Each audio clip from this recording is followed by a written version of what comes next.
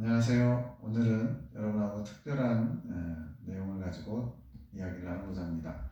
믿음과 성령 그리고 성장. 핵심주의의 내용의 핵심은 연단마다 정결케 되어 이긴 자가 된다. 이것이라면 예레미야 기도를 통해서 주신 계시는 성령의 이끄심을 받아 믿음이 성장해서 이긴 자가 된다. 어떻게 보면 이제 같은 내용이면서도 두 가지의 길이라고도 할 수 있습니다. 그러니까 동일한 부분인데 한쪽은 앞에서 보고 한쪽은 옆이나 뒤에서 본 것처럼 약간 초점을 다르게 해서 설명할 수 있는데요.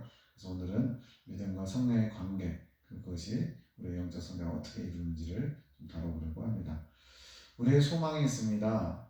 누가 기독교인이라면, 예수님을 만난 체험이 있다면 누구든지 예외 없이 천국 가는 거 구원받는 것이라고 하겠죠.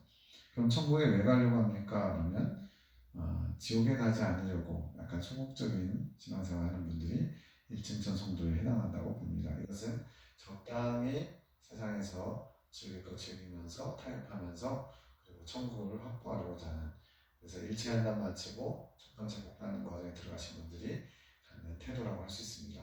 두 번째로는 그보다는 좀 고차원적인데 천국에 대한 소망을 가지고 좀 더 주님 앞에 충성스럽고 또 열심히 신앙생활을 가지고 그래도 좀 더 나은 천국, 이웃을 사랑하는 것이 좀 특징적으로 많은 그런 분들이 가는 것이 이 층천 성도들의 특징이고요.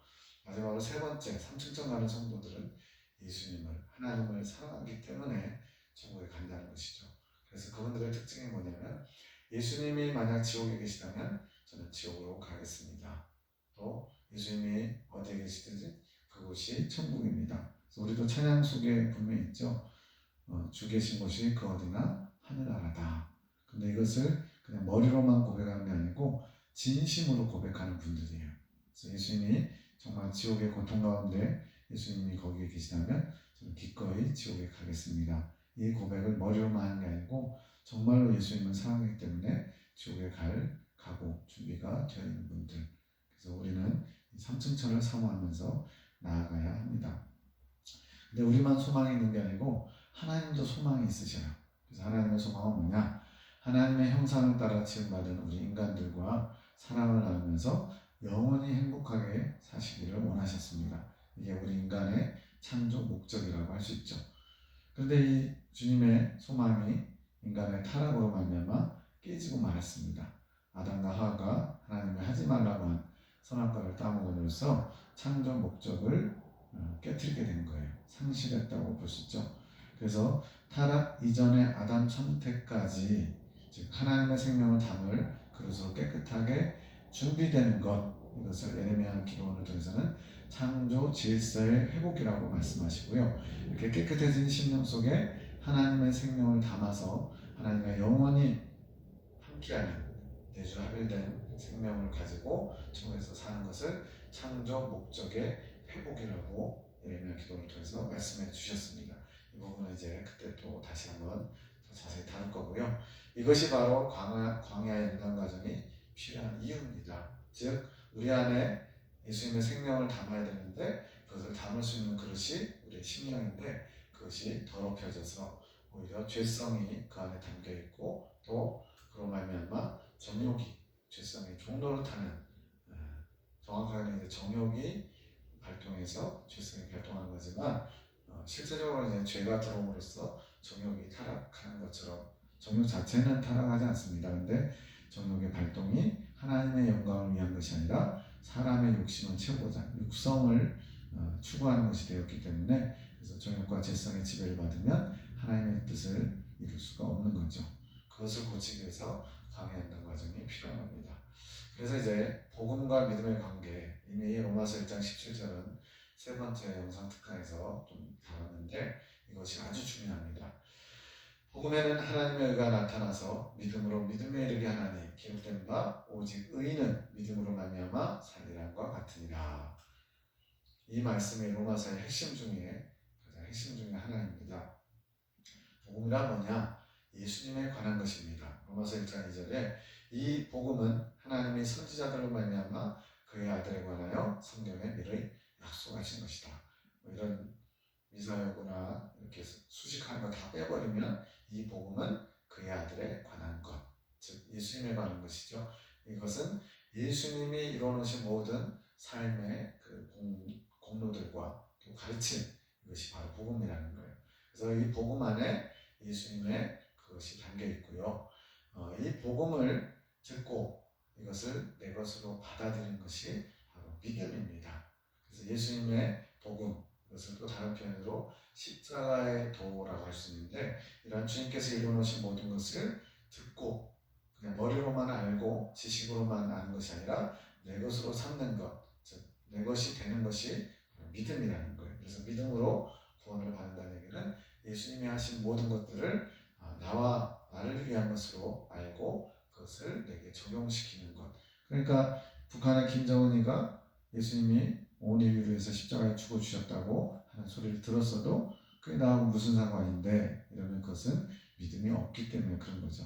그러나 저와 여러분은 그걸 지식으로 받는 것이 아니라 내 것으로, 나를 위한 예수님의 희생과 사랑으로 받아들이기 때문에 그것을 믿음이라고 하는 것입니다.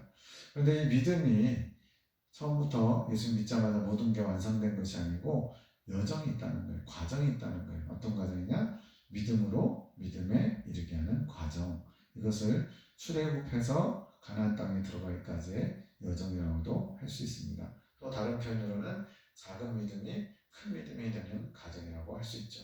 물론 이제 예레미야 기도원을 통해서는 두 번째 연단과 그에 따르는 축복 과정, 이 전까지를 적은 믿음이라고 표현해요. 적다는 것은 함량 미달이죠. 그것은 하나님 기준에도 많이 부족하다는 겁니다. 그래서 이제 가나안 땅 정탐 이후부터 작은 믿음을 가진 자, 주님 보시기에는 작은 믿음이고 우리가 생각하기에는 두 번째 연단을 통과하고 가나안 정탐까지만 가도 굉장히 큰 믿음을 가진 것처럼 착각하지만, 그러나 주님의 관점에서는 작은 믿음이라는 거예요. 그래서 두 번째 연단 통과 이후에, 가나안 정탐 이후에 큰 믿음을 얻기 위해서 나아가는 과정, 이게 바로 두 번째 복 받는 과정과 세 번째 연단 과정입니다. 이것을 통과해야만 주님이 원하시는 분량, 믿음의 분량을 채워서 큰 믿음이라 칭하는 겁니다. 자, 예수님께서 준비해 주신 속죄 은총을 힘입어서 죄를 하나하나 해결해 가면서 점차 하나님의 형상, 이것을 회복해 가는 과정을 믿음의 여정, 광야 연단 과정이라고 표현할 수 있습니다. 그러니까 하나님과 늘 연결되어 있어야 되는, 하나님과 관계가 단절되어 있으면 안 되는 그러한 우리들이 타락으로 말미암아 관계가 단절됐다가 예수님의 공로로 이제 연결되는데 단번에 모든 게 이루어지는 게 아니라는 거예요. 회복해가는 과정이 있다는 겁니다. 그것이 광야 여정이고 곧 믿음의 여정입니다. 그런데 이 과정 가운데 죄 문제를 해결해 가야 되는데, 이 죄 문제를 해결할 수 있도록 보내주신 분이 바로 성령님이라는 거예요. 예수님이 이뤄놓으신 것을 오늘 우리에게 전해주시고 또 적용해 주시고 우리를 천국까지 무사히 안전하게 인도하실 분이 바로 성령님입니다. 그래서 오순절 성령 강림의 목적은 예수님의 속죄 은총을 공급해 주시는 거예요. 이것을 통해서 이제 우리가 오늘날 예수님의 것을 사용해서 죄 문제를 씻어나갈 수 있죠. 그래서 예수님의 속죄 은총을 공급해 주는 게 가장 중요한 성령님의 역할이시고요. 두 번째로는 천국 가는 길 여정 중에 안내자와 보호자가 되어주십니다. 이미 세 번째 특강에서 했지만 좁은 문과 좁은 길이라는 어떤 그 코스가 있어요. 거기를 통과해야만 그 위로 올라갈 수 있는데, 이 모든 과정을 성령님께서 이끌어 주셔서 통과할 수 있도록 도와주신다는 거예요. 처음 가보는 낯선 이국 땅에 가서 안내자, 가이드 없이 자신이 모든 것을 하려고 하면 큰 낭패를 당하게 되죠. 그 지역의 문화, 또 사람들의 습성, 또 지켜야 될 규칙들이 있는데 그걸 모르고 막 자기 마음대로 행동했다가는 갇힐 수도 있고요. 또 위험을 당할 수도 있습니다. 이것처럼 우리가 가보지 않은 위로 올라가는 천국을 가는 여정 가운데 성령님께서 차근차근 하나하나 천국 백성으로서 어떤 자세와 어떤 모습으로 바뀌어야 되는지를 안내해 주시고 또 위험한 길에 빠질 것 같을 때 지켜주시는 보호자 역할도 해주신다는 겁니다. 죄 문제를 해결하면서 동시에 죄 문제가 해결되면서 하나님의 거룩함을 점차 덧입게 하시는, 이것이 성령께서 모든 것을 주관하시고 역사에 가신다는 거예요. 결론적으로 믿음이란 성령께서 행하시는 모든 것을 내 것으로 받아들이고 그 이끄심에 순종하는 겁니다. 그래서 광야횡단 과정 동안에 모든 이스라엘 백성들이 모세의 용도하에 그 뒤를 따랐던 것처럼 모세의 역할을 성령님이 오늘 우리에게 해주시는 겁니다. 그럼 성령님이 하시는 일이 뭐냐? 첫 번째, 하나님을 알게 하십니다. 출애굽을 통해서 하나님이 천지를 창조하신 분이고 그분이 나의 주인이 되시는구나, 나의 구세주시구나, 이것을 알게 되는 출애굽이 있고요. 그 이후부터 죄 문제를 해결하기 위해서 순간순간 우리가 상번제의 삶을 살 때마다 속죄은총을 공급해 주십니다. 그래서 다시 한번 또 강조하지만 상번제는 내가 진행하는 게 아니에요. 왕같은 제사장 뭐 이래가지고 내가 제사장인 줄 착각하는 분들이 많은데 성령님께서 대제사장이 되시고 그분께서 우리를 위해서 회개할 때마다 상번제를 통해 우리의 죄를 예수님의 피로 씻어주신 겁니다. 그리고 믿음의 싸움이 이제 곳곳에 있고 순간순간 큰 싸움도 있는데 이러한 마귀와 세상과 거칠고 사는 환경을 싸워 이길 수 있도록 이끄시고 도와주신 분이 성령님이에요.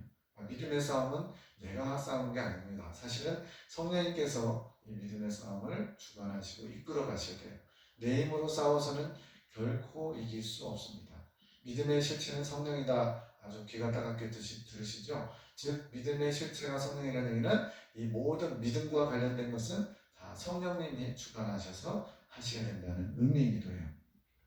그래서 이러한 마귀와 세상과 거치고 사는 싸우는 환경, 이 광야횡단 과정에 주체가 되셔서 이 모든 싸움을 승리로 이끌어 주신 분이 성령님입니다. 그러면서 이제 성령님이 하신 게 뭐냐? 우리 심령도표에 있는 것처럼 보여드릴 텐데 우리의 마음을 점차 정령에 가십니다. 그래서 생명을 담을 그릇으로 깨끗이 비워지고 준비되게 하시는 거예요. 그리고 결과적으로 우리 영의 지성소에 합일되시는 것, 이것이 성령님께서 우리에 들어오신 가장 중요한 목적입니다.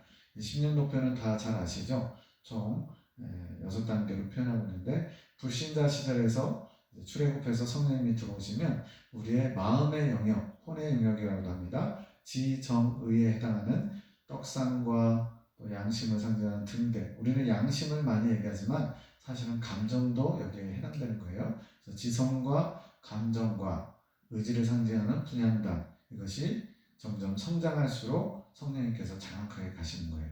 근데 그 중에 분향단을 상징하는 의지는 가장 안쪽에 있어서 성령님께서 아직은 덜 점령하신 게 세 번째, 3번에 해당하는데 이 세 번째 과정은 이제 두 번째 연단을 마치고 세 번째 연단을 거치는 과정에서 일어나는 일들입니다.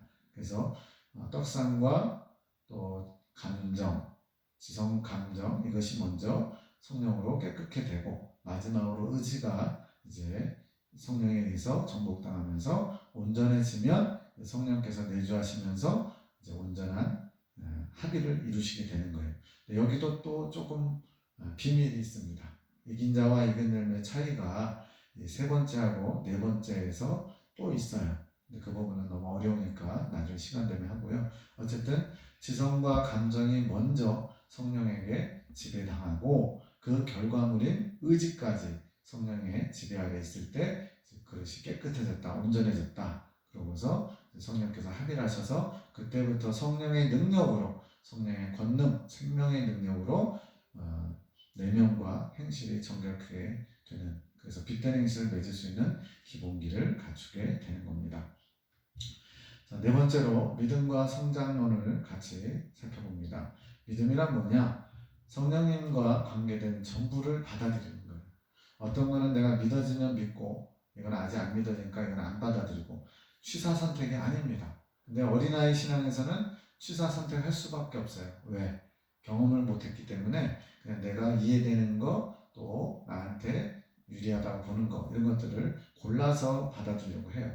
그래서 적은 믿음, 부족한 믿음인 겁니다. 근데 성장하면 성장할수록 온전히 하나님의 뜻, 또 하나님의 마음을 알아서 점점 그것을 다 받아들이게 됩니다. 그래서 점점 성장하면 성장할수록 성령님을 전부 받아들이게 되죠. 그래서 믿음의 대상이시면서 믿음의 시작과 과정과 결과물이 전부 다 성령 안에서 이루어진 것이라서 실체라고 표현한 겁니다. 믿음의 시작, 모세의 나타남과 6월절 어린 양의 피 뿌림, 이것이 시작이고요. 여정은 모세의 인도 가운데 광야연단 과정을 밟는 거고요. 믿음의 완성은 결국 성령의 내주 합일, 가나안 땅을 정복하는 것에 이르게 됩니다. 자, 성령과 성장론을 비교해 보면 첫 번째 연단에 모세가 팔을 들어서 지팡이를 홍해를 가리킵니다. 그랬더니 홍해가 밤새도록 분풍이 불어서 갈라지죠. 그래가지고 거기를 무사히 통과하게 됩니다. 누가 주관이 돼서 이 일을 이루셨나요? 모세이신 성령님이 하셨다는 거예요. 그러니까 연단을 마치는 것도 다 성령께서 역사하시는 건데 내가 뭘 해서 될 수 있는 게 아닙니다.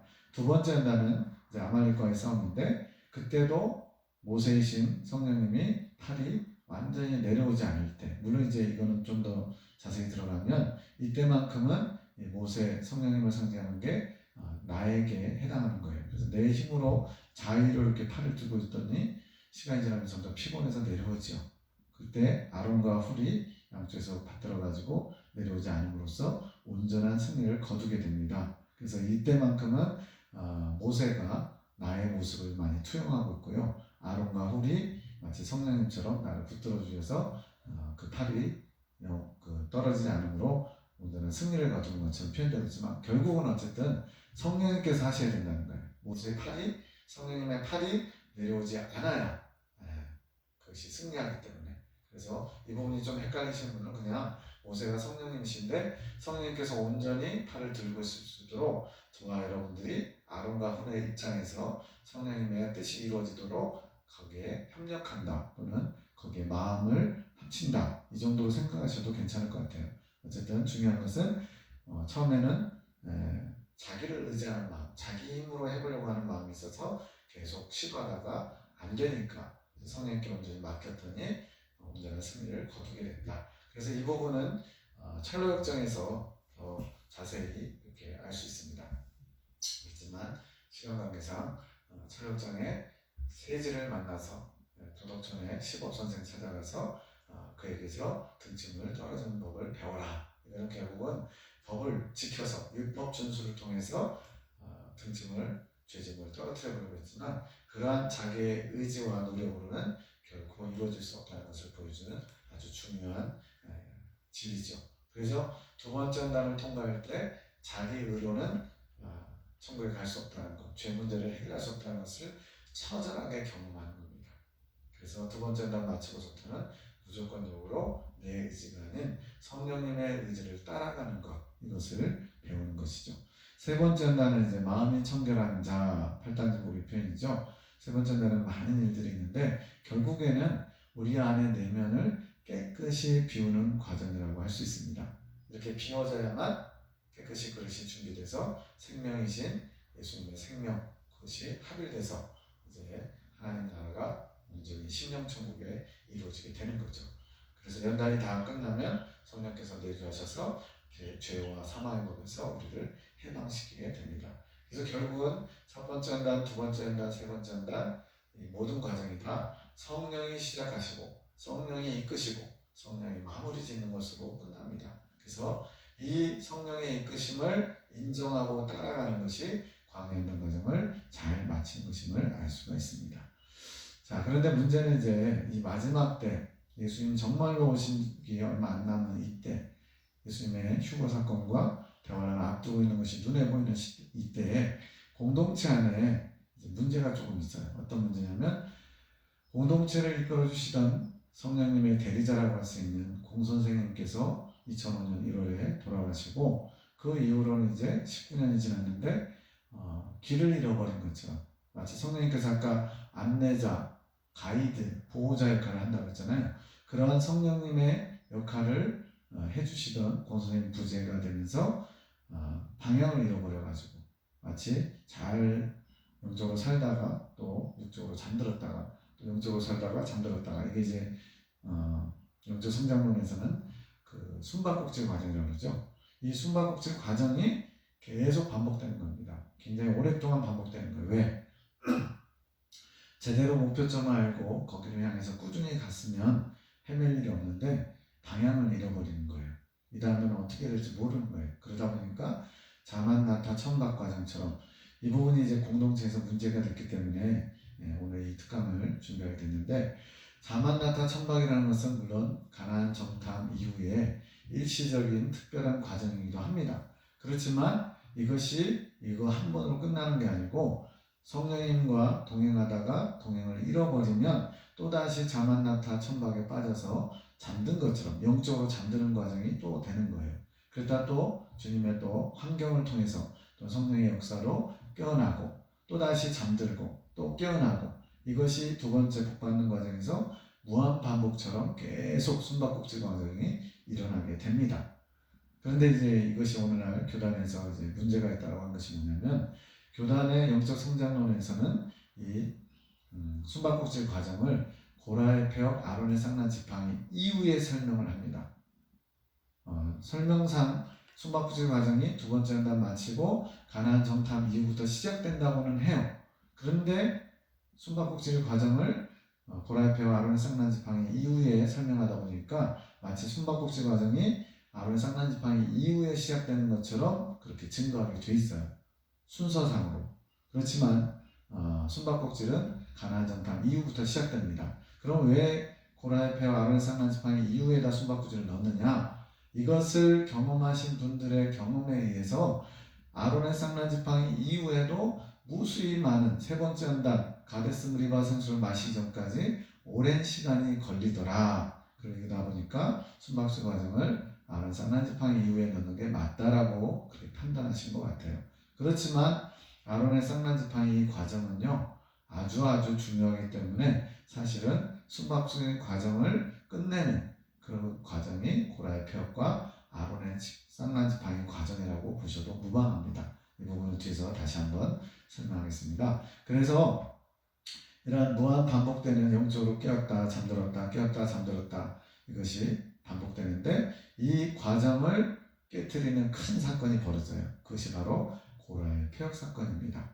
이것을 경험하려면, 즉 고라의 폐역과 아론의 쌍난 지팡이 과정으로 나아가려면 어떤 준비가 좀 필요합니다. 자, 먼저 고라의 폐역과 아론의 쌍난 지팡이를 좀 살펴보겠습니다. 고라는 실제로 모세의 사촌이에요. 즉 영적 지도자 중에 한 명인데 모세와 아주 가까운 사촌지간입니다. 그 고라를 추종하는 일단 몇백 명이 있었는데 그들이 모세와 아론의 권위에 도전합니다. 왜 너희만 하나님이 쓰시는 사람인 것처럼 니들만 지도자 역할을 하냐? 우리에게도 하나님 말씀하신다. 그러면서 모세와 아론의 권위에 도전하는 것을 고라의 폐역이라고 표현합니다. 그래서 하나님이 이제 당신의 권능을 나타내서 고라 일당 250명을 지진이 나서 다 땅에 삼켜지게 하죠. 그리고는 그 고라의 일당에 일조했던 백성들을 하나님께서 징계하시는데 영경이 돌아가지고 14,700명이 죽습니다. 우리는 이제 60만 자아라고 표현하잖아요. 그래서 이때 고라의 폐역 때 많은 자아가 깨어져 나가게 돼요. 그런데 여기서 이 고라의 폐역을 통해서 어떤 진리를 알아야 되냐면, 고라와 같이 나와 가장 가까운 곳에 있는 사람이 나를 힘들게 하면 그것이 고라의 폐역이구나 하면서 다들 본인을 힘들게 하는, 믿었던 사람에게 배신당하거나 가장 가까운 사람에게 어려움을 당하면 나 고라의 폐역을 지나고 있는 것 같아, 이런 식으로 많이 설명합니다. 그럴 수밖에 없는 게 우리 그 사경회 때 100% 등장하는 이 과정의 예화가 바로 여의도 순복음교회 조용기 목사님이에요. 이제 돌아가셨는데 그분이 81년인가요? 80년 초에 이제 그 부교육자에 의해서 조용기, 그는 이단인가 뭐 이런 책이 만들어지고 조용기 목사님의 여러 가지 좀 좋지 않은 모습들이 고발됐습니다. 그것 때문에 이제 조용기 목사님이 아주 그냥 많이 지배받고 설교 때마다 이제 성토하고 막 그러다가 어느 순간 주님의 은혜로 깨닫고 자신의 부족함을 고백하면서 제가 주님 앞에 바로 살아보겠다고 성도들에게 고백하면서 이 과정이 끝나면서 오히려 성도들은 그때부터 조용기 목사님을 더 신뢰하고 하나님의 종으로서 더 믿음직스럽게 그렇게 따라가게 됩니다. 그래서 오히려 그 사건이 조용기 목사님도 교회도 더 부흥 발전하는 계기가 되죠. 이 예화 때문에 마치 이 고라의 폐역은 나와 가까웠던 믿었던 사람에게 배신당함으로 큰 낭패를, 어려움을 겪는 과정이다, 이게 고착화되어 있어요. 그런데 그런 환경을 통해서 또 이렇게 가까운 사람들에게 배신당하는 것도 맞습니다. 그러나 그보다 더 중요한 내적인 진리가 있는데, 이 고라가 모세와 가까운 사촌, 그래가지고 나와 가까운 사람이 나를 배신하는 것을 고라의 표적이라고 많이 이해를 하는데, 중요한 점을 하나 놓치고 있는 거예요. 뭐냐면 모세가 누구냐는 겁니다. 그 모세가 나라면, 나와 가장 가까운 데 있는 사람이 나를 힘들게 하고 배신하는 게 맞아요. 근데 계속 말씀드린 게 뭐냐면 모세가 누구라고요? 성령님이라고. 광야 예정 가운데 나를 천국으로 인도하시는, 가나안 땅으로 인도하시는 성령님이라고 얘기했잖아요. 그러면 성령님을 힘들게 하는, 성령님의 권위에 도전하는 게 나에게 도전하는 건가요? 그건 아주 무서운 논리입니다. 내가 성령님인 줄 착각하는 거예요. 즉 모세를 대적하는 고라는 성령님을 대적하는 존재인 거예요. 내가 아니라 내 안에 계신 성령님을, 그 권위를 도전하는, 즉 성령의 자리, 성령의 주도권을 대적하는 그 고라가 누구냐? 바로 나 자신이라는 거예요. 핵심주의에서는 이 부분이 조금 약하게 나타나요. 그러다 보니까 핵심주의와 다른 소리를 한다 그러는데, 고라의 폐역의 핵심은 성령님의 주도권을 노리는, 또 성령님의 이끌어가심을 대적하는, 본격적으로 내가 직접적으로 대적하는 건 아니죠. 근데 성령이 나를 이끌어 가셔야 되는데 성령의 이끄심에 순종하지 않는 나의 모습이 바로 고라의 모습이라는 거예요. 그래서 이러한 내 안에 고라 같은 실체를 발견하는 것이 바로 고라의 폐역입니다. 이걸 다른 표현으로 나의 실체를 거울로 들여다보는 과정이라고도 할 수 있어요. 이걸 깨닫고는 온전히 성령님께, 즉 모세와 아론에게 다시 주도권을 내어드리는 것, 그리고 전적으로 거기에 순종하는 모습으로 바꿔주시는 하나님의 은혜를 경험하는 것이 고라의 폐역과 아론의 쌍난지팡이의 핵심입니다. 그래서 이후부터는 아론의 쌍난지팡이처럼 성령의 권능이, 즉 죽은 나무에서 싹이 나는 놀라운 권능처럼 하나님의 권능을 직접적으로 맛보고 사용할 수 있는 특별한 단계, 경건의 능력을 맛보는 그런 단계라고도 할 수 있습니다. 자, 여기서 이제 고라의 폐역의 중요한 부분을 말씀드리려고 합니다. 자기 실체를 직면한다는 게 뭔지를 알아야 돼요. 자기 실체를 직면한다. 그러므로 모든 더러운 것과 넘치는 악을 내어버리고 능히 너희 영혼을 구원할 바 마음의 신긴도를 온유함으로 받으라. 너희는 도를 행하는 자가 되고 듣기만 하여 자신을 속이는 자가 되지 말라. 누구든지 도를 듣고 행하지 않으면 그는 거울로 자기의 생긴 얼굴을 보는 사람과 같으니 제 자신을 보고 가서 그 모양이 어떤 것을 곧 잊어버리거니와 자유하게 하는 온전한 율법을 들여다보고 있는 자는 듣고 잊어버린 자가 아니요 실행하는 자니 이 사람이 그 행하는 일에 복을 받으리라. 야고보서 1장 21절 25절 말씀인데, 야고보서의 특징이 뭐냐면 믿음과 행함의 관계를 잘 설명해 주고 있죠. 거기에 이 말씀을 저도 많이 봤는데 이 말씀은 굉장히 깊이 있는 말씀이라는 걸 요즘 와서 깨달았습니다. 지금 빨간색으로 된 부분과 파란색으로 된 부분이 있는데, 빨간색은 좋은 거, 옳은 거, 마음의 신기도를 온유함으로 받아라. 도를 행하는 자가 되라. 도를 듣는 자, 거울로 자기의 생긴 얼굴을 보는 사람, 자유하게 하는 온전한 율법을 들여다보고 있는 자, 실행하는 자, 다 좋은 거예요. 근데 파란색은 듣기만 하고는 자신을 속이는 자도 있어요. 또 듣고서는 행하지 않으면 또 그 모양이 어떠한 것을 곧 잊어버리는 자, 이건 다 좋지 않은 겁니다. 그래서 이 야고보서 1장의 말씀은 성령의 이끄심을 주목하고 그에 순종하는 사람의 모습을 보여주고 있는 거예요. 자, 마음에 심긴 도, 앞에 파란색 표현입니다. 성령께서 우리 안에 들어오셔서 마음에 심겨진 것, 성령께서 우리에게 주님의 도, 십자가의 도도 그 중에 하나겠죠. 그것을 가르쳐 주시고 이끄시는 걸 말하고요. 이것을 온유함으로 받아라.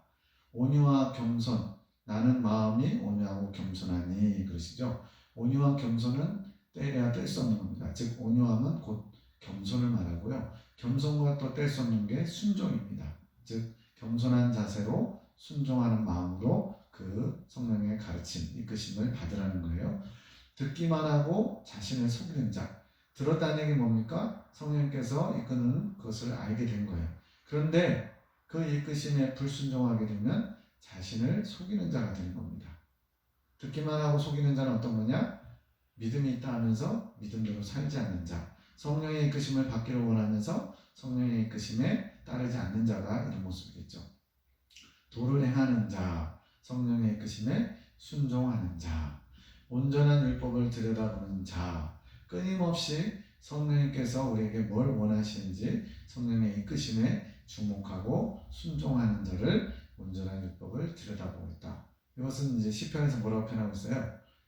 저는 시냇가에 심은 나무가 시절을 쫓아 열매를 맺는데요. 어떤 사람이 계속적으로 주님께서 주신 여호와의 율법을 묵상하며 주야로 그것을 즐거워하며 들여다보는 자.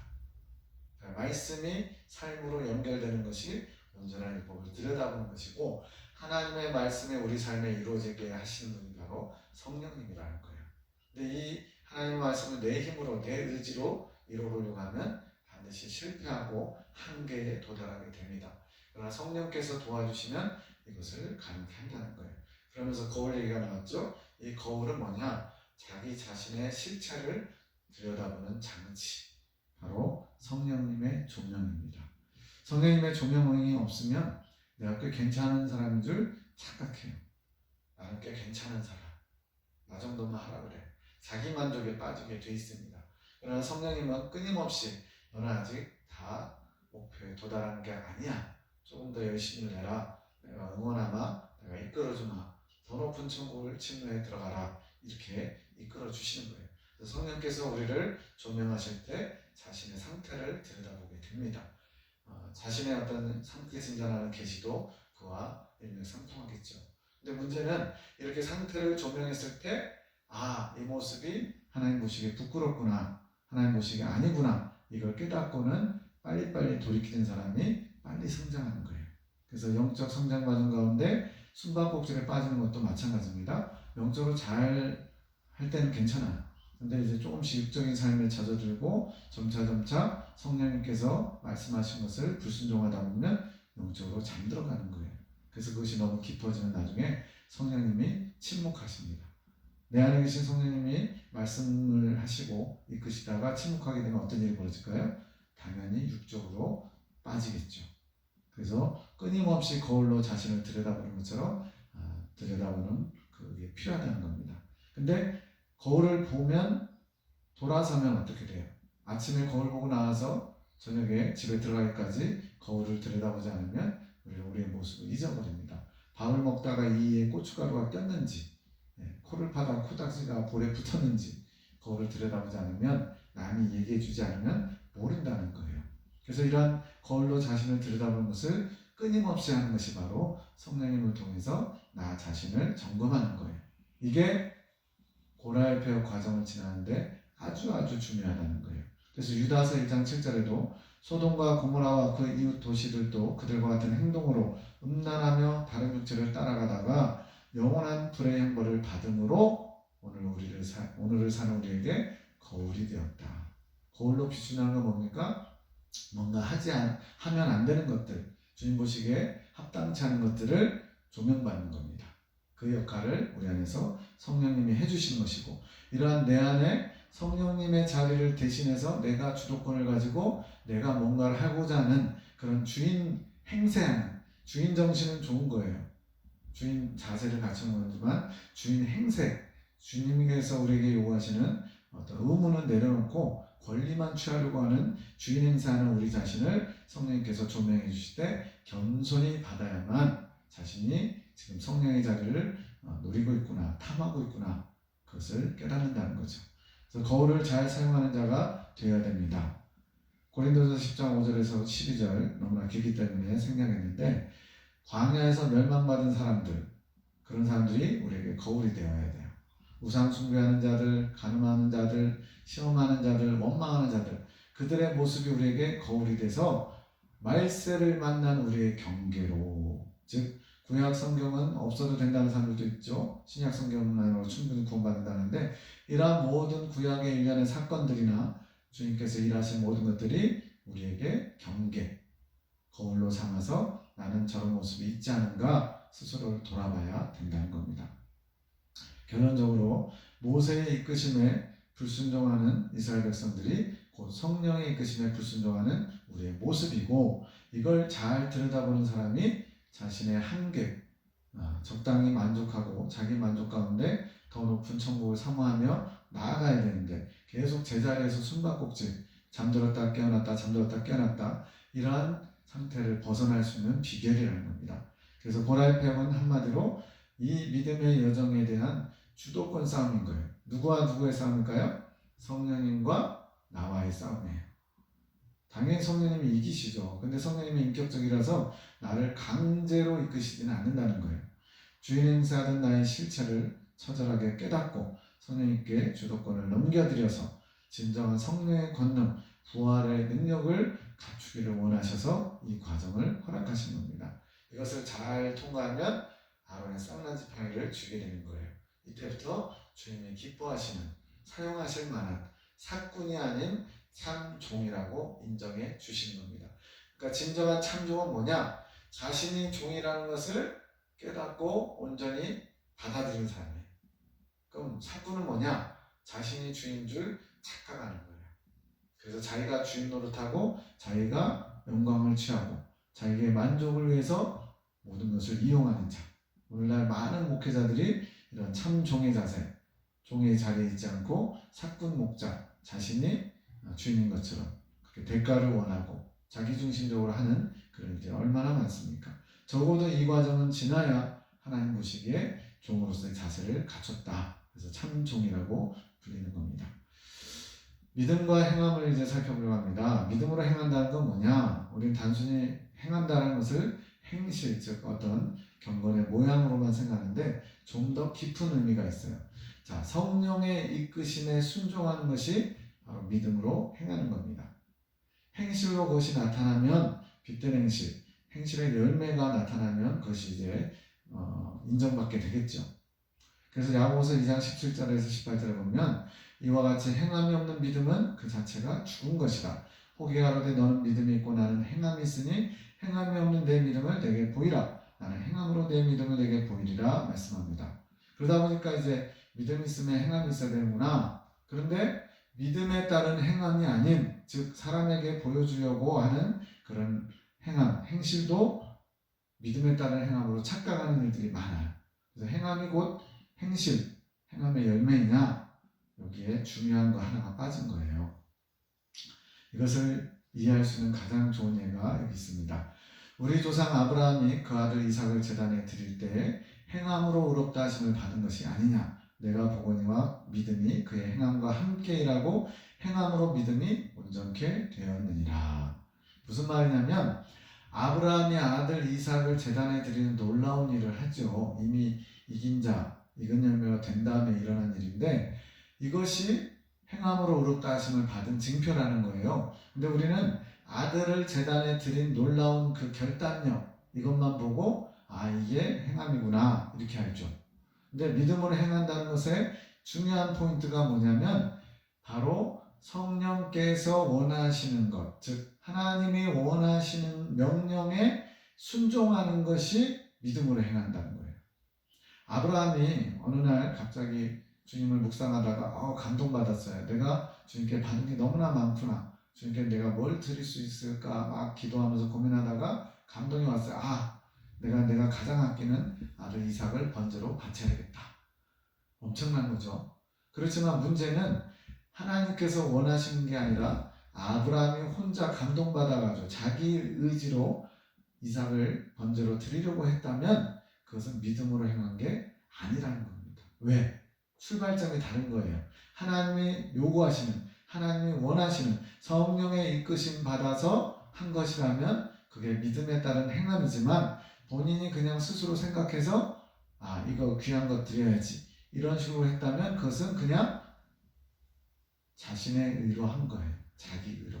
즉 출발점이 하나님의 의로 출발한 거냐, 자기로 출발하는 거냐에 따라서 믿음 따라 행한 것이냐 아니면 그냥 자신의 어떤 의지로 자기 만족을 위해서 행한 것이냐 이런 큰 차이가 있다는 겁니다.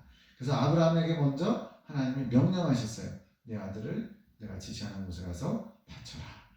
그리고 아브라함은 거기에 순종한 겁니다. 오늘 우리에게 적용하면 우리 안에 계신 성령님의 이끄심이 먼저 있고 그 이끄심에 우리가 내가 좋든 싫든 순종하려고 하는 것, 그게 바로 믿음에 따른 행함이라는 거예요. 그래서 행함이란 성령의 이끄심에 순종하는 것입니다. 성령의 이끄심이 없는데 내가 그냥 옳다고 생각하는 것, 내가 보기에 맞는 것, 내가 하면 누군가가 알아줄 것 같은 것, 그런 것들을 행하는 것은 결코 믿음에 따른 행함이 아니라는 거예요. 즉 경건의 모양만 갖춘 거지 경건의 능력이 없는, 여기서 경건의 능력은 성령의 능력이고 하나님의 권능입니다. 진짜 경건의 능력을 갖추는 것은 원래 이긴 자들만 갖는 거예요. 그러나 광야 성도들도 성령 충만을 맛보듯이 성령의 권능을 맛보는 과정도 있다는 거예요. 그래서 내 안에 계신 성령님이 원하시는 것을 내가 순종할 때 경건의 능력이 나타나서 경건의 모양도 이루어지는 겁니다.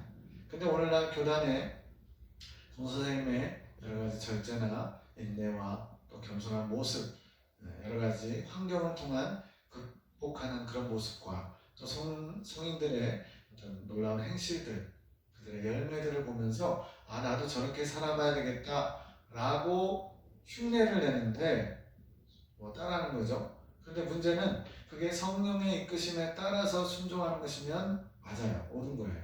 근데 성령의 이끄심과 상관없이 어떤 사람이 40일 금식했다고? 그럼 나도 이번에 40일 금식할래. 이게 맞는 건가요? 그 사람에게는 하나님이 40일 금식을 명하셨을 수 있어요. 그러나 내게도 40일 금식을 하기 원하시는지 내 안에 계신 성령님의 뜻이 또는 이끄심이 무엇인지를 먼저 잘 알고 그게 나타났을 때 순종하는 것은 맞아요. 그러나 남이 그렇게 하니까 나도 그렇게 해봐야지. 프랜시스가 그렇게 했으니까 나도 그렇게 해봐야지. 물론 그렇게 해보려고 하는 것 자체는 귀한 겁니다. 아무나 할 수 없어요. 경건의 모양도 귀한 겁니다. 그렇지만 성령께서 나를 이끌어서 나타나는 모양이 아니라면 잘못하면 바리새인들처럼 자기 의를 가지고 이룰 수 있어요. 그럼 어떤 일이 벌어지냐? 사람들에게 칭찬받고 사람들에게 존중받고 사람들에게 인정받을 수 있습니다. 사람들이 와 하면서 높여줄 수도 있어요. 근데 그것이 허례한 위선에 빠지게 한다는 거예요. 즉 열매는 맺었는데 그 열매가 성령의 권능에 의한 열매가 아니면 자기 의로부터 출발한 열매면 도리어 나 자신을 멸망으로 가게 만든다는 겁니다. 바리새인들이 바로 그 모습을 보여줬어요. 엄청난 일들을 했죠. 박하와 해안가 근처에 21조를 드리고 2번씩 금식하고 말씀과 구제에 힘썼습니다. 그런데 그들은 경건의 모양은 있었으나 경건의 능력은 없었던 거예요. 그래서 디모데후서 3장 5절에 바울이 디모데에게 권면합니다. 경건의 모양은 있으나 경건의 능력은 부인하는 자니 너는 이 같은 자들에게서 돌아서라. 경건의 모양만 있고 정작 경건의 능력이 없는 사람들이 많이 나타날 터인데 그런 사람들에게서 너는 떠나라 말씀하는 겁니다. 그래서 이 거룩함, 우린 다 거룩해지고 싶습니다. 구별된 삶을 살고 싶어요. 이것은 주님의 뜻에 합당한 삶을 사는 것인데 디모데전서에서는 하나님의 말씀과 기도로 거룩하여지니라. 두 번째 영상 특강에서 말씀드렸죠. 말씀과 기도로 거룩해진대요. 그래서 말씀은 주님의 가르침, 성경이기도 합니다. 그리고 기도는 성령님의 이끄심을 받는 게 기도예요. 내가 필요한 걸 요구하는 걸 기도로 알고 있는 사람들이 많아요. 근데 그거는 어린아이 단계의 기도가 그래요. 첫 번째 연단과 첫 번째 복받는 과정에 있는 사람들은 내 필요를 위해서 기도를 해요. 근데 두 번째 연단을 마치고 이후의 사람들은 주님, 제가 뭘 하길 원하십니까? 주님의 뜻을 묻는 게 더 중요한 기도의 내용이에요. 물론 구하면 받습니다. 근데 두 번째 연단을 마치고서부터는 이제는 하나님의 뜻을 구하고 하나님 뜻이 나를 통해 이루어지기를 구해야 되는 거예요. 그것이 바로 성령의 이끄심을 나타내도록 우리가 통로를 여는 것이 되겠죠. 그래서 내가 기도해서 실천할 수 있는 능력을 받게 되는 줄 저는 착각했어요. 그래서 기도 많이 해라, 능력 받는다. 그런 분들 많잖아요. 물론 기도 많이 하고 기도를 막 깊이 하면 능력 받습니다. 그런데 그렇게 받은 능력을 제대로 사용하지 못하면 오히려 받은 바 은사나 능력들이 자신의 영혼을 갉아먹는 일들이 많아요. 그래서 은사가 강한 사람들이 교만에 빠지고 돈을 받게 되고 나중에는 이단교주가 되고, 성령께서 이끄시도록 언제나 겸손한 자리, 순종의 자리, 종의 자리로 내려가야 되는데 성령님은 제지켜두고 자신이 성령의 이끌림을 잘 받는 사람으로 착각해가지고 자신이 결정하는 게 곧 성령님의 뜻이야, 이런 식으로 교만에 빠져서 망하는 곳으로 가는 거예요. 그래서 이제는 기도는 성령이 나를 이끄실 수 있도록 성령님께 내 마음의 중심의 자리를 내어드리는 것, 그리고 그분이 말씀하시면 순종하려고 하는 것, 이것이 중요하다는 것을 알아야 됩니다. 내 믿음의 여정에서 내 삶의 주도권을 성령님께 내드리고 그분의 이끄심에 순종하는 것이 자만나타 천박을 깨우는 핵심 열쇠입니다. 즉 영적 성장 과정에서 영적으로 잠드는 것을 막는 비결은 늘 깨어있는 거예요. 그래서 계속 강조하죠. 깨어 기도하라. 깨어 기도하라. 깨어서 기도하는 내용이 육적인 걸 구하는 걸까요? 아들 대학교 뭐 입학하게 해주세요. 남편 직장에서 승진하게 해주세요. 이번에 로또 복권 샀는데 당첨되게 해주세요. 이런 걸까요? 결코 아니겠죠. 깨어 기도한다는 것은 깨어서 성령님께 나를 내어드리는 겁니다. 나를 이끌어 주십시오. 하나님의 뜻을 이룰 수 있도록 저를 사용해 주십시오. 이러면 자만한 일도 없고 나태함에 빠진 일도 없고 주님 보시기에 천박함을 드러낼 일도 없겠지요. 이건 너무나 당연한 겁니다. 성령의 이끄심을 주목하고 순종하면 영적으로 잠들 일이 없어요. 그러니까 빠르게 성장할 수 있는 것이고, 또 고비마다 여러 가지 하나님이 진정한 너의 신앙이냐 너의 믿음이냐 테스트 하시거든요. 그거를 잘 이겨낼 수 있는 거예요. 이미 세 번째 특강에서 다뤘던 부분인데, 내가 이르노니 너희는 성령을 쫓아 행하라. 그리하면 육체의 욕심을 이루지 아니하리라. 육체의 소욕은 성령을 거스르고 성령의 소욕은 육체를 거스르나니 이 둘이 서로 대적함으로 너희 원하는 것을 하지 못하게 하려 함이니라. 너희가 만일 성령의 인도하시는 바가 되면 율법 아래 있지 아니하리라. 아멘. 얼마나 중요한 말씀인가요? 성령을 쫓아 행하면, 즉 성령의 이끄심에 순종하면 육체의 욕심, 정욕을 추구하지 않게 된다는 거예요. 내가 정욕과 싸워 이기는 것도 하나의 방법이지만 보통의 대부분의 사람들은 자기 정욕에 집니다. 싸우고 했지만 져요. 저도 음란성에 늘 졌는데 이제는 성령을 주목하고 성령의 이끄심에 순종하니까 힘들이지 않아도 마치 제거된 것처럼 여전히 죄성은 있지만 음란성에 지배받지 않게 되더라는 거예요. 그래서 성령의 소욕과 육신의 소욕이 서로 강해질 때마다, 영적 싸움이 일어날 때마다 숨바꼭질이 진행되는 겁니다. 잘 가다가 어느 순간 또 육적인 마음으로 낮아지고, 또다시 잠들었다가 주님의 은혜로 환경 가운데 깨워주면 다시 또 일어나고, 그게 계속 반복되는 거예요. 그걸 이제 사사기에서 답을 찾을 수 있는데, 그때 이스라엘의 왕이 없으므로 사람마다 자기 소견에 옳은 대로 행하였더라.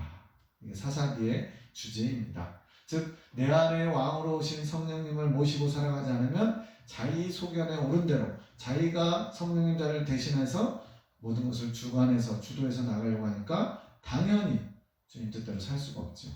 그래서 육적인 사람이 영적인 사람으로 변화될 수 있는 비결은 뭐냐? 성령의 이끄심을 잘 순종하며 따라가는 사람, 왕으로 모시고 살아가는 분이 영적인 사람이 될 수 있다는 겁니다. 아주 중요합니다. 이 말씀들을 곱씹어서 생각해 보시기 바랍니다. 자, 8번째로 하나님의 의가 있고 자기 의가 있습니다. 고행과 극기, 금식, 절제는 분명히 이 길을 다투는 자마다 모든 일에 절제한다고 했으니까 꼭 필요합니다. 그러나 이것조차도 내가 옳다고 생각해서 내가 이래야 되겠다고 나 40일 금식 해야 될 것 같아, 이게 아니라 내 안에 계신 성령님이 요구하시는지, 성령께서 내게 바라시는 게 뭔지를 잘 성찰하시면서 그분이 원하실 때 하는 거예요. 성령의 이끄심 없이 자기의 의지와 결단으로 자기 의로 하면 그것을 만약 성취하더라도, 즉 목표를 이뤘어도 결국은 허례와 훼손, 교만과 의식으로 망하는 자가 됩니다. 로마서 10장 3절에 하나님의 의를 모르고 자기 의를 세우려고 힘써 하나님의 의를 복종치 아니하였느니라. 로마서에서 제가 가장 중요하게 생각하는 두 구절 중에 있습니다. 10장 3절과 1장 17절. 하나님의 의로 말미암아, 하나님의 공의로 말미암아 저와 여러분이 천국에 들어갈 수 있는 거예요. 여기는 자기가 개입하면 안 됩니다. 오히려 자기가 드러나면 망하게 됩니다. 바리새인들처럼. 그래서 예수님도 바리새인들 뭐라고 책망하셨어요? 자기들만 지옥 백성이 되는 게 아니라 자기들을 믿고 따르는 자들까지도 배나 더 지옥 백성이 되게 한다는 거예요. 즉 망하는 길이라는 겁니다. 우리는 이걸 놓치면 안 돼요. 복음에는 하나님의 의가 담겨 있는데 이 하나님의 의를 이루어 가시는 분이 바로 성령님이라는 것, 이것을 우리는 잊어서는 안 되겠습니다. 자, 성령님으로 시작해서 성령님으로 마무리하는 사람이 정상적인 사람이에요. 성령님이 아닌 자기 의로 시작해서 자신이 이루었다, 거룩해졌다, 하나님 나라에 들어갈 만하다 스스로 자평하는 사람들이 바리새인들입니다. 그리고 이단 교주들은요, 성령으로 시작해서 높이 성장했어요. 심지어는 아론의 쌍난지팡이까지도 지났어요. 이 아론의 쌍난지팡이는 나중에 또 설명할 기회가 있으면 하겠지만 특별한 경험이에요. 하나님의 권능을 맛보고 이제 원하면 빌려와서 사용할 수 있는, 내 것은 아닌데 아직 경건의 능력을 갖추지 못했는데 경건의 능력을 맛보고 하나님께 필요할 때마다 구해서 받아서 임시로 쓸 수 있는 권능을 가진 자가 아론의 쌍난지팡이를 지난 사람들인데, 그 과정은 정말로 이제는 하나님의 능력을 맛봤기 때문에 자기 마음대로 하면 안 되거든요. 근데 이단 교주들이 그 권세를 가지고 자기 욕심을 위해서, 자기를 위해서 쓰다가 허대와 위선 가운데 깊이 푹 빠져서 결국 가라지가 되는 거예요. 그래서 성령으로 시작했다가 육체로 마친 자들이 이단 교주들입니다. 갈라디아 3장 3절에 말씀하죠. 너희가 이같이 어리석으냐? 성령으로 시작했다가 이제는 육체로 마치겠느냐. 왜 이 말씀했냐면 갈라디아 교회들이 1차 전도여행 때 바울이 복음을 전했잖아요. 예수님을 통한 하나님의 의를 전했는데 처음엔 그걸 잘 따랐어요. 근데 예루살렘에서 바울이 간 다음에 다른 사람들이 올라와가지고는 그들을 가르쳐 주는데, 바울이 가르쳐 준 복음과는 다른 소리를 합니다. 뭐냐면 너희가 이방이지만 이제 하나님의 은혜로 하나님의 백성이 됐어. 그런데 너희도 이제 율법 지켜야 돼. 율법을 준수해야 된다. 절기를 지켜야 된다. 할례를 받아야 된다. 이건 뭐예요? 다시 율법으로 돌아가야 된다는 겁니다. 그래서 바울이 막 분노해가지고요, 저주를 받을지어다. 내가 전한 복음 외에 다른 복음을 전하면 저주를 받을지어다. 2번을 강조합니다. 저주받는다는 건 뭐예요? 하나님과 끊쳐지고 지옥 간다는 얘기인데, 이렇게 갈라디아 교회 사람들을 다시 율법으로 육체로 돌아가게 만든 것을 얼마나 바울이 크게 분노했으면 저주를 받으라고 했겠어요. 즉 성령으로 시작했는데 다시 육체로 회개하는, 몽학 선생의 가르침을 받던 대로 다시 돌아가게 되는, 결국은 이것은 망하는 겁니다. 이래서는 안 된다는 거예요. 육체로 마친다는 것은 율법을 지켜서 의로워지려고 하는 거예요. 우리로 말하면 성령의 이끄심 없이 내가 옳다고 생각하는 절제와 극기, 고행, 또 주님 앞에 죄송해서 뭔가 드리려고 하는 것, 그 마음 자체는 귀합니다. 그러나 절대 놓치면 안 되는 게 성령님이 이끄셔서 성령의 이끄심을 따라 사는 건지 자기의 의를 가지고 하는지를 잘 살펴야 돼요. 그게 거울로 자신을 들여다보는 겁니다. 그게 안 되면요, 겉모양으로는 아주 훌륭해요. 누가 봐도 존경할 만하고요, 누가 봐도 영적으로 잘 사는 것 같아요. 그런데 실체, 하나님이 보시는 영적인 실체는 잘못 가고 있는 거예요. 오히려 허례와 이산에 빠지고 겉으로는 점잖지만 속에는 노력하는 일이 되는 것처럼 하나님의 뜻과는 멀어져 있을 수 있다는 거예요. 성령의 이끄심 없이 자기 결단과 의지로 하나님의 말씀을 살아보려고 고행과 극기 절제를 하고 몸부림치는 것은 율법으로 거룩해지는 것과 다를 바가 없습니다. 이거는 미리 답을 드리자면 성령님과 내주 합일, 즉 성령님이 내 안에서 온전히 나를 장악하신 뒤에 그 다음에 힘써도 괜찮아요. 먼저는 내 내면에 성령님께서 나를 온전히 장악하실 수 있도록 마음을 온전히 성령의 그 주권 아래 놓이도록 하는 것에 먼저 힘써야 되는 것입니다. 자, 9번째로 내면의 정결과 빗대는 행실의 관계에 대해서 설명합니다. 이근 열매 이긴 자, 공선생님이 둘 다 한꺼번에 읽어서 이렇게 표현한 거예요. 내면과 행실이 정결케 된 상태입니다.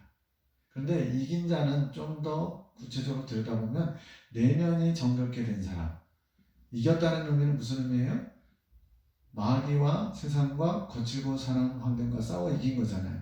이거는 실제적으로 열매 맺는 것도 포함하지만 실제적으로는 마귀가 미혹을 해도 또 나를 넘어뜨리고 수많은 유혹거리들이 세상에 속한 육신의 종욕과 안목의 종욕과 이생의 자랑이 나를 계속 유혹하고 하나님으로부터 멀어지려고 하려고 해도 또 더 큰 핍박, 어려움, 거치고 사는 환경이 나로 약하게 만들어서 하나님의 뜻을 순종치 못하게 만드는 환경이 있을지라도 내 안에 계신 성령님이 나의 생각과 감정과 의지를 장악하심으로써 거기에 따라가지 않는, 즉 극복할 수 있는, 이길 수 있는 그 상태. 근데 익은 열매는 거기에서 한 걸음 더 나아가서 이제는 그 성령님의 능력으로 행할 수 있는 거예요. 모든 부분에 온유와 겸손과 사랑과 자유주와 모든 부분에서 이제 열매로서 확연히 나타나는 것. 내면이 먼저 정결케 되고 그 내면의 경건의 능력으로 행실까지 변화되는 것. 이것이 주님이 우리에게 원하시는 창조 질서의 회복입니다. 그래서 심령도표에 보면 성령께서 내면에서 어떻게 일하시는지를 잘 볼 수가 있어요. 그래서 먼저 생각과 감정과 의지, 떡상과 등대와 또 분향단 이 부분을 먼저 혼의 영역을 성령이 온전히 장악하시면 그때 하나님이 생명의 그릇이 준비됐다 생각하시고 이제 우리의 영 속에 합일되시는 과정으로 넘어가는 겁니다. 내면의 경건의 능력을 갖추면 외면 경건의 모양은 자동적으로 나타나겠죠. 주님도 뭐라고 했었어요? 속에 무엇이 있는지는 말로써 표현된다는 거예요. 그래서 그 사람의 말을 보면 그 사람의 속에 뭐가 있는지 알 수 있고요. 또 하나님 나라는 말에 있지 않고 능력이 있다고 했습니다. 이 안에 어떤 성령의 능력이 있어야만 그것이 하나님의 나라를 이루는 것인지 알 수 있다는 거예요. 근데 자기 노력, 자기 의지로 이룬 것들은 당장은 뭔가 있어 보이지만 결국은 다 무너지게 돼 있어요. 우리가 이것을 잊으면 안 됩니다.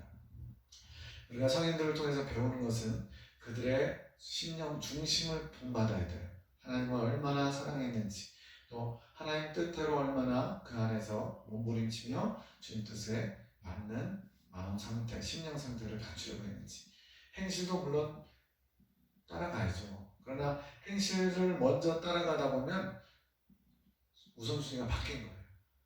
내면을 먼저 정결케 하고 행실은 그에 따라서 열매로 나타나는 건데 내면은 아직 갖춰지지 않았는데 모양만 따라가다 보면 사람들이 우와 해요. 대단한 사람처럼 존경하고 따르는 자들이 나타나요. 문제는 내 안에 성령님께서 나를 장악하지 못한 상태라면 아직은 내 생각, 내 감정, 내 의지, 자기 의가 많이 있단 말이죠. 그러면 오히려 나중에 독이 됩니다. 경건의 모양이 아닌 그들 마음 중심에는 경건의 능력에 우리는 주목해야 돼요.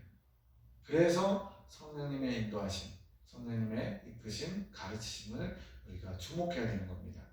우리가 성인들의 행실을 본받아서 영적으로 성장할 수 있다면 성령님의 필요가 없지 않겠어요? 왜? 그들이 하는 그대로 하면 됩니다. 금식하는 모습, 절제하는 모습, 또 사랑을 실천하는 모습, 자기 부인하는 모습만 흉내낼 거면 성령님 없이도 가능해요.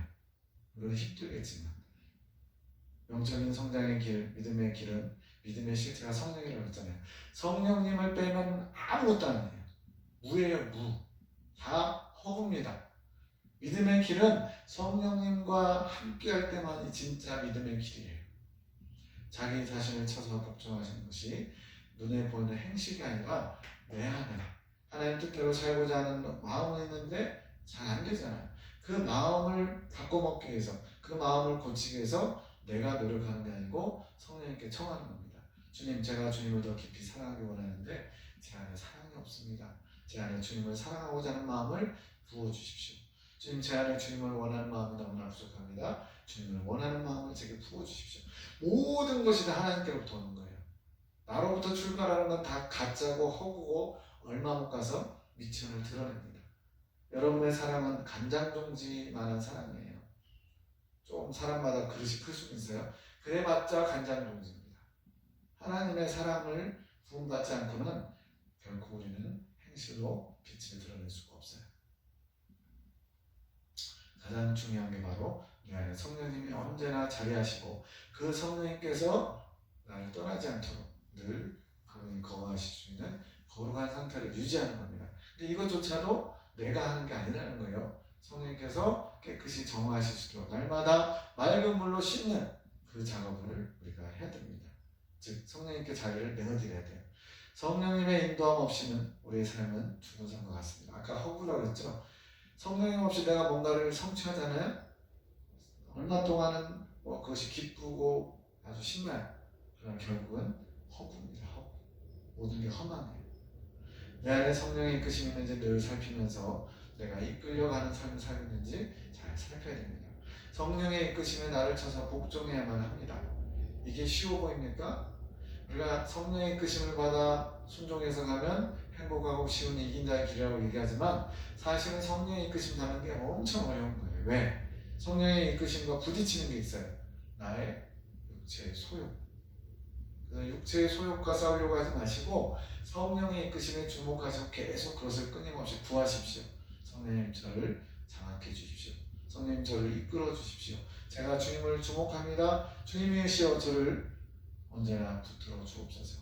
그러다 보면 그 성령의 이끄심에 내가 순종하게 되고 그것이 이루어지면 차츰차츰 육적인 소욕들은 점차 힘을 잃어갑니다. 육체의 소욕을 이길 수 있는 게 내게 있지 않아요. 내 안에 계신 성령님의 능력으로만 가능합니다. 그런데 자기 생각의 틀이 강할수록 성령의 이끌림 받기 어려워요. 이거를 예레미야 기도원의 계시에서는 고착화된 사상이라는 겁니다. 성령님은 이런 분이야. 영적 성장은 이렇게 돼야 돼. 연단 없이는 못 가. 맞습니다.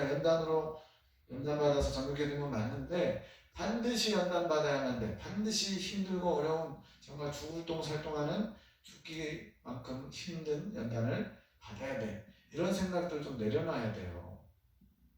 연단 받고 싶은 사람 아무도 없죠. 그런데 연단을 꼭 받아야 된다는 것은 맞지만 그 연단 받는 것을 좀 더 쉽게 이겨나갈 수 있는 방법이 성령님께 순종하는 겁니다.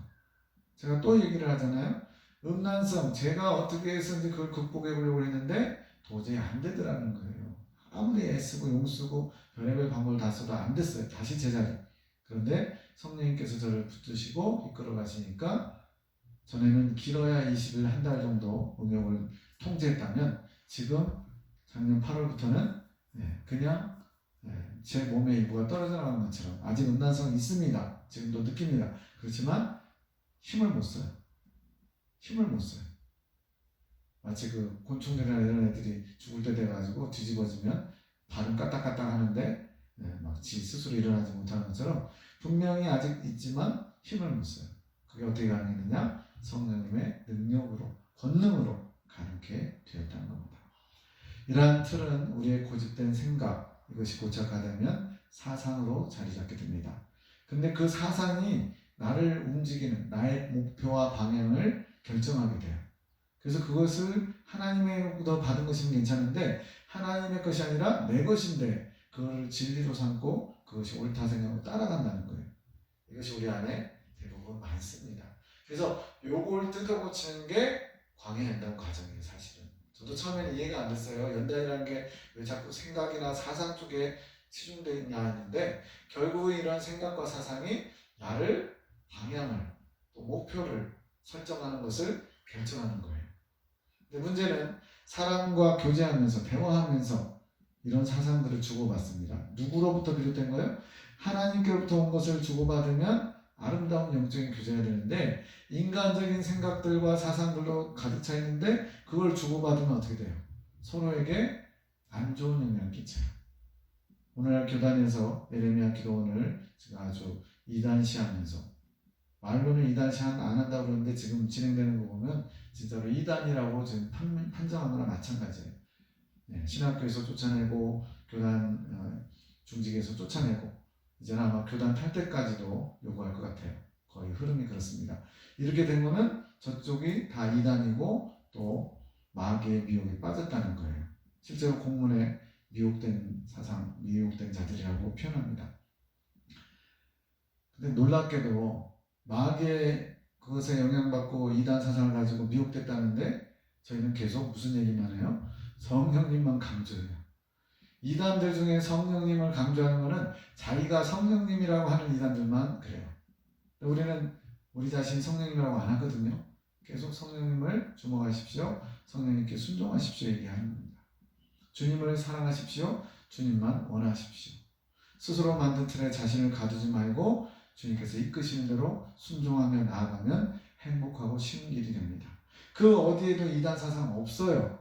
그들이 말하는 이단 사상은 핵심 진리에 없는 것들을 얘기한다. 또 어디 감히 상주 변방에서 고 선생님 이긴 자 되신 분하고 같은 레벨인 것처럼 까불고 있네. 이런 교만한 마음들로 지금 이단 취급을 하고 있는 거예요. 나중에 하나님께서 모든 것을 다 정리하실 겁니다. 그때까지는 침묵하고 인내하면서 겸손히 수용하는 자세, 그걸 하나님 우리에게 원하셨습니다. 이처럼 사람과의 교제 속에서 계속 그분들이 자신들이 옳다 생각하고 여기는 이단의 사상에 빠졌다, 미혹됐다 이렇게 하니까 계속 그게 커져가는 거예요. 나중에 이것이 어떤 일이 벌어질지 저는 감이 안 와요. 엄청난 정말로 교단이 어려움을 겪을 수도 있을 것 같아요. 어쨌든 예수님과 교제가 없는 사람들은 그냥 이렇게 살아갑니다. 그냥 이것이 옳은 줄 알고 자신이 만든 틀과 사고 속에서 그냥 그것을 옳다 여기며 살아갑니다. 이게 바로 모세가 시내산에서 하나님께 십계명 받고 내려와서 봤던 금송아지 우상과 똑같은 거예요. 눈에 보이는 하나님을 우리에게 내놓으라는 겁니다. 눈에 보이지 않는 하나님, 또 우리를 인도하는 모세가 안 보여. 성령님이 안 보이니까 당연히 뭐예요? 두렵겠죠? 그러니까 성령님 자를 대신하는 자기가 만든 우상, 그것을 원하게 되고 결국 그것을 하나님이라고 여기면서 기뻐 뛰놀며 춤추며 안심했어요. 실제로 기뻐한 겁니다. 그거는 하나님, 눈에 보이는 하나님, 내가 원하는 하나님, 나의 틀에 맞춰진 하나님을 요구하는 거예요. 그래서 금송아지 얼마나 삐까번쩍하고 멋있어요. 그러니까 안심하죠. 근데 그거는 진짜 하나님이 아니라는 거예요. 그 우상이 오늘 우리가 하나님께로부터 비롯되지 않은 것들을 자기가 옳은 양, 그것을 진리인 양 참고 따라가는 것입니다. 성령이 우리에게 임하시면 우리가 만든 각자가 네모난 하나님, 세모난 하나님, 내가 경험한 하나님은 동그란 하나님, 이런 것들을 깨뜨리시면서 진짜 진리로 우리를 이끄시고 이끌어 가실 거예요. 진리의 성령이 너희에게 오시면 너희에게 모든 것을 가르치시고 알게 하신다는 거예요. 저 여러분이 지금 성령의 이끄심을 따라가고 있는지, 아니면 그런 몇몇 사람들이 주장하는 것처럼 이단 사상에 빠져 있는지 스스로를 점검해 보십시오. 이렇게까지 얘기를 듣고도 여기 좀 이상해, 잘못됐다고 생각하시면 더 깊이 나가기 전에 그냥 먼저 떠나가야죠. 왜? 계속 갈등만 할 겁니다. 이제는 선택하셔야 돼요. 여호수아가 한 말처럼 너희는 오늘날 여호와를 선택하든지 이 가나안 땅에 사람들이 선택하는 이방 신들을 선택하든지 오늘날 택하라는 거예요. 나와 내 집은 오직 여호와를 섬기는 거야. 성령님을 섬길 것인지 성령님을 따라갈 것인지 내가 옳다고 생각하는 내가 만든 우상을 따라갈 것인지 이제 결정할 때입니다. 그렇지 않으면 내면에서 계속 갈등과 부딪힘이 있으면서 억지로 끌려가는 것, 물론 하나의 과정일 수도 있어요. 그걸 그래도 빨리 정리해야만 영적 성장이 신속하게 일어날 수 있어요. 왜? 성령님께서 역사하시면 그래도 이 안에 성령님을 부정하거나 성령님의 이끄심에 의심을 가지면요, 성령님도 일을 못하세요. 인격체이시기 때문에. 여러분들 비난받고 무시당하면서 회사에서 자기 역량을 다 발휘할 수 있을까요? 없죠. 쟤는 뭘 못해, 쟤는 어쩔 수 없어, 쟤는 한계야, 이런 식으로 계속 구박받는데 일을 아주 엄청 잘한다. 그 대단한 분이죠. 초인이죠. 성령님도 마찬가지로 우리가 그분을 존중하고 대접하고 높여드릴 때, 또 우리를 이끌어달라고 요청할 때 성령님이 일하실 수 있는 거예요. 우리는 늘 성령의 임재를 구해야 됩니다. 임재가 계속되면 그게 동행이에요. 동행이 끊어지지 않아야 영적 장에 빠지지 않습니다. 즉 숨바꼭질이 되지 않는 거예요. 빠르게 성장할 수 있는 비결을 하나 알려드릴게요. 성령님의 임재를 날마다 구하십시오. 내 생각을 내려놓으십시오. 주님께서 내 생각과 감정과 의지를 지배하도록 계속 내어드리십시오. 계속 끊임없이 성령님에 주목하고 성령님의 이끄심을 구하면 잠들 틈이 없어요. 영적으로 잠들지 않으면 숨바꼭질 가능이 없을 수 있겠죠. 그러면 높이 빨리 성장하겠죠. 이거를 머리로 아는 자와 실천하는 자는 삶이 달라질 겁니다. 성령이 오신 이후에 끊임없이 그분의 임재와 동행을 구하면서 성령이 함께 하시지 않으면, 성령님이 역사하시지 않으면 이제는 두려워야 돼요. 왜? 성령이 없는 삶은 멸망하는 길이니까. 허례와 위선으로 간 멸망로와 위험로로 빠진 것도 성령님이 떠나버리셨기 때문에. 성령 해방죄는 성령의 이끄심에 불순종하고, 그것이 결국은 성령님이 떠나시는 것이 내세에서도 상함이 없는 그런 성령 해방죄거든요. 성령이 함께 거하지 못하시면 그 자리에 누가 자리 잡겠어요? 마귀가 성령인 척. 그래서 지금 교단에서 앞장서서 예레미야 기도를 대적하신 분들은 본인들이 지금 성령의 역사하심 따라 하나님의 막중한 임무를 맡아서 지금 진리를 사수하고 있다고 생각하실 거예요. 정말 그게 성령님으로부터 오신 건지, 내 사상과 내 생각으로부터 온 것은 아닌지 잘 돌아봐야 됩니다. 불순종하는 것은 예수님의 생각에 초점을 두지 않고 내 생각에 초점을 두고 행하는 겁니다. 주님의 뜻이 아닌 내 뜻을 진리인 양 믿고 신봉하고 이루려고 하는 것이, 이것이 바로 교만한 자의 모습이고 자기 의를 드러내는 겁니다. 결론입니다. 날마다 성령님을 준비해야 됩니다. 예수님의 신부들 이것보다 더 정확하게 표현한 게 없죠. 등불을 들고서 10처녀가 신랑으로 오시는 예수님을 기다리는데 5명은 계속 반복해서 준비하다가 어느 순간 느슨해졌어요. 그래서 예수님이 신랑이 오늘 오실 것 같진 않아, 내일 오실 것 같으니까 오늘은 등불을 준비 안 해도 되겠어, 기름을 준비하지 않습니다. 그러나 다른 슬기로운 5처녀는 주님이 오늘 오실 것처럼 날마다 새롭게, 이것도 중요한 표현이에요. 날마다 성령님을 청해야 됩니다. 어제 만난 성령님과 오늘 또 내가 경험하는 성령님은 또 새롭게 청해야 돼요. 그냥 한 번 청하면 영원히 되는 것은 이긴 자의 은혜면 대선화되는 거고, 지금은 끊임없이 광야 과정 가운데 성령님을 청해야 돼요. 이게 기름 등불을 준비하는 겁니다. 한 번 준비하면 기름이 떨어지는 게 아니에요. 날마다 채워야 돼요. 그래서 대제사장도 하루에 2번 아침 저녁으로 그 7등대의 기름을 검사를 합니다. 그래서 어떤 것은 좀 밝게 잘 기름이 남아있고요. 어떤 것은 기름이 다 달아가지고 불이 깜빡깜빡해요. 불이 꺼지면 큰일 납니다. 그래서 아침 저녁으로 기름을 채워넣는 거예요. 그걸 2번씩 해요. 그것처럼 우리 안에 성령님이 늘 끊임없이 나를 살아온 동네 있게 역사하실 수 있도록 임재 연습을 해야 되는 거예요. 또 끊임없이 마음밭을 갈고 있던 사람도 마찬가지입니다. 계속 날마다 새롭게, 어제 밭 갈아놨으니까 오늘은 안 해도 돼, 이것이 아니라 마음밭을 새롭게 경작해야 돼요. 하나님께서 무엇을 심어주시든 그것이 잘 싹이 나고 자랄 수 있도록. 또 맷돌을 돌리는데 한 사람은 또 멈춰버렸네요. 자아를 깨뜨리는 것, 즉 자기 부정, 생각과 감정과 의지를 내려놓고 주님을 청하는 그런 삶이 날마다 계속돼야 됩니다. 그런데 이 모든 것이 다 주체가 성령이셔야 돼요. 내가 생각해서 오는 것이 아니라 성령께서 그렇게 하실 수 있도록 내어드려야 된다는 겁니다. 내가 노력하고 내가 결단해서 내 의지로 이긴 자로 나아가려 하면 결코 갈 수 없습니다. 그러니까 우리가 아는 모든 성인들, 공선생님 다 성령님이 이끄셔서 이긴 자의 길로 가신 것이지, 대단한 자기 의와 극복과 절제 의지를 가지고 이긴 자가 되신 분은 한 명도 없어요. 성경의 원리가 그렇습니다. 그래서 성령님은 우리에게 주신 거예요. 성령의 이끄심을 따라 믿음으로 순종해서 달려가면 분명히 쉽고 행복한 길이 될 수 있습니다.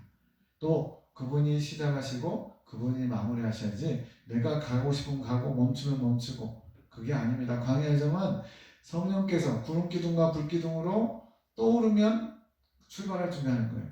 멈추면 더 나은 자리가 있을지라도 멈춰야 돼요.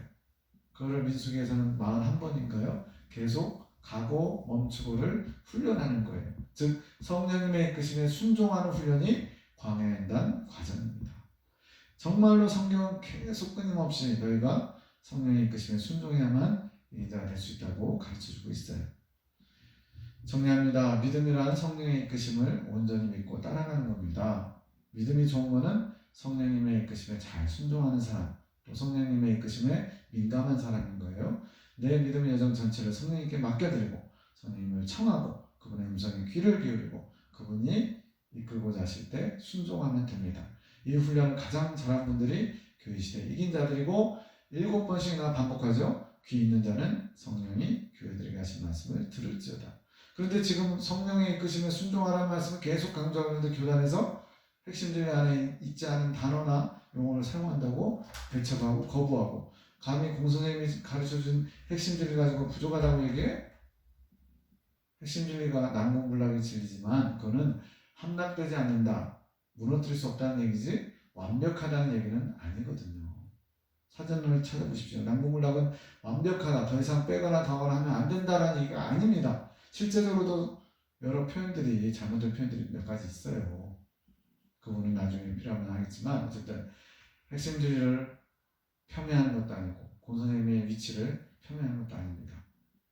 다만 선생님이 가신 길은 너무나 힘들고 어려운 극소수가 가는 연단을 통해 정결케 되는 그런 길이기 때문에 성령의 이끄심을 따라 믿음을 키워나가는, 성령님의 이끄심에 순종하는 것이 믿음생활 잘하는 거라고 했죠. 그렇게 하면 조금 그나마 누구나 갈 수 있는 행복하고 쉬운 길임을 알려드리고자 하는 겁니다.